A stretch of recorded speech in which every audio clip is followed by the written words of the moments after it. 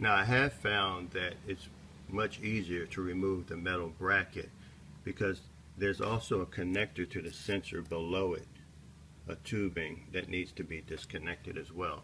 So go ahead and remove the metal bracket prior to attempting to remove the sensor. I'm using a 10mm socket with an extension to remove this bracket. From there, I'll disconnect the sensor from both the intake area as well as the hose that's connected below the sensor. From here you can see where this hose is connected below or at the bottom of the sensor, and that will need to be disconnected, as well as the area closest to the intake manifold.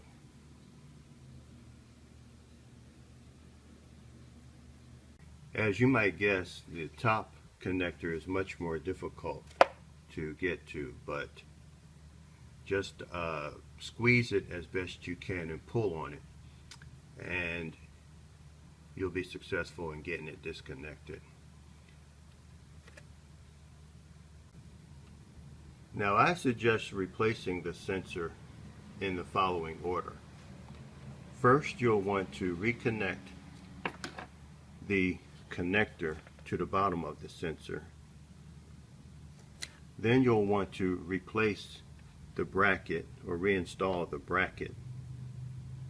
That way you can slide the sensor through the bracket and more easily get it into position.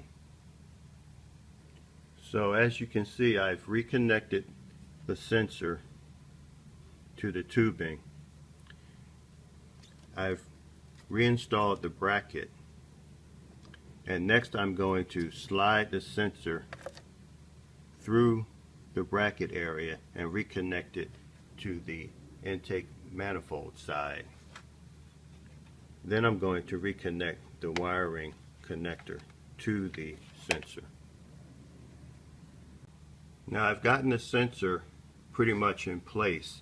The last thing you want to do is connect the connector to the intake side. So you'll want to make sure you have the rubber connector in the proper position prior to attaching it. Be sure that everything's in position, and the last step will be connecting the connector. Don't attempt to connect the connector until everything else is properly in position and seated. So I've made sure everything was properly seated in the correct position. Reattach the sensor wiring harness, as well as reconnected the tubing to the plastic harness that's connected to the bracket. And the last step was to reconnect the sensor tubing to the intake area. Just press down on it and you'll hear a snap. From there you'll know it's properly connected. Then we're going to reattach the remaining components and clear the check engine light. Now I've gotten the filter housing back in place and properly reattached. Last, I'm going to reconnect the wiring harness connector.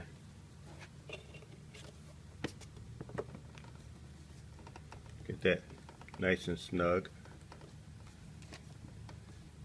And use a 1/4 inch socket to reattach and tighten the bracket to the intake manifold. So we've replaced the fuel valve that was triggering the P0444 code. And now we're ready to erase the OBD to sensor code. Now, in order to diagnose check engine lights, you can always go to your local auto parts store and have them run a check engine light sensor test in order to get the code. But by policy, they will almost never clear the code for you. So you'll want to invest in a scan tool that will both check the code as well as clear the code. And you can get them rather inexpensively these days. You don't have to have a unit that has a lot of capability in terms of diagnostics, which is what you find here. You can just simply get a very simple, inexpensive tool, because all you really need to do is pull the codes and clear the codes. So let's go ahead and clear this code now that we've hopefully solved the problem. And from there, we're going to drive the car for several cycles, which could be a number of miles. And hopefully we've solved the problem and we won't get another check engine light for this issue.